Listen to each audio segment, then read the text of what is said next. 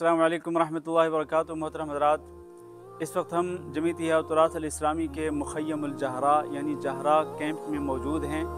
यहाँ ये एक बहुत बड़ा खैमा है और इसके पीछे लेडीज़ के लिए भी अलग अलग खैमे मौजूद हैं। बापर्दा इंतज़ाम मौजूद है। यहाँ बाहर एक खुला मैदान भी है।